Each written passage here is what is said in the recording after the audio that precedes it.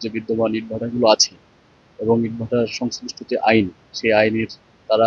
আইন বিধি মোতাবেক তারা ইটভাটা ইটভাটায় ইট প্রস্তুত বা আনুষঙ্গিক যে ইট প্রস্তুত বা নিয়ন্ত্রণ এই সংক্রান্ত কোনো নিয়ম বা আইন আইন আশ্রিত প্রক্রিয়া অনুসরণ না করেই তারা ইট প্রস্তুত, বিপণন এবং আহ, বিক্রি করতেছে। তো এটা আমরা বিভিন্ন মিডিয়া বা বিভিন্ন পত্র-পত্রিকার মাধ্যমে জেনেছি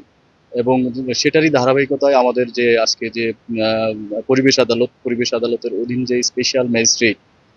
ম্যাজিস্ট্রেটের স্বাভাবিক কার্যক্রম হিসেবে আমরা আজকে এই যে মাদারীপুর জেলার এই যে পাঁচকোলা ইউনিয়ন সংলগ্ন বিভিন্ন ইটভাটা আমরা পরিদর্শন করেছি এবং ইটভাটার পরিদর্শন কালে আমরা দেখেছি যে বিভিন্ন অনিয়ম বলতে যে আপনার হলো ইটভাটা পরিচালনা করবার ক্ষেত্রে যে আবশ্যকীয় যে কন্ডিশন, আপনার হলো ডিসি মহোদয়ের নিকট থেকে লাইসেন্স নিয়ে যে ইটভাটা প্রস্তুত করবার এবং তার পূর্বে হলো পরিবেশগত ছাড়পত্রের একটা বিষয় থাকে। তো আমরা যতগুলি ভাটা ইতিমধ্যে পরিদর্শন করেছি, ইন্সপেক্ট করেছি, কোনো ভাটাতেই আপনার পরিবেশগত ছাড়পত্র বা কোনো লাইসেন্স আমরা পাই নাই, বা আমাদের ভাটার মালিক বা ম্যানেজার তারা কেউই আমাদেরকে পরিবেশগত ছাড়পত্র বা ইটভাটা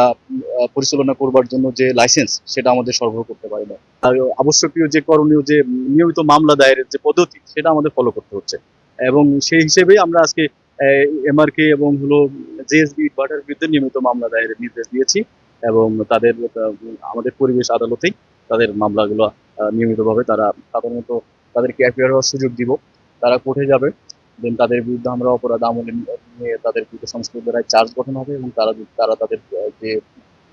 সাক্ষ্য প্রমাণ আলোচনা হবে এবং সাক্ষ্য প্রমাণ শেষে যদি তারা দোষী হয় তাদের বিরুদ্ধে বিদ্যমান আইন অনুযায়ী আমরা শাস্তির ব্যবস্থা যেটা আছে সেটা অনুযায়ী আমাদেরকে আমরা শাস্তির আওতায় বা তাদেরকে জরিমানা করব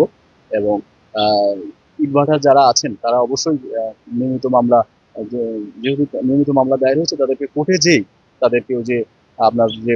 আমাদের যে সংশ্লিষ্ট যে কোর্ট যেভাবে আমাদের নিয়মিত মামলাগুলো আমরা পরিচালনা করি সে একইভাবে পরিবেশ আদালতের আইনে যে আমরা মামলাগুলো নিয়েছি সে একইভাবে মামলাগুলো পরিচালনা করি।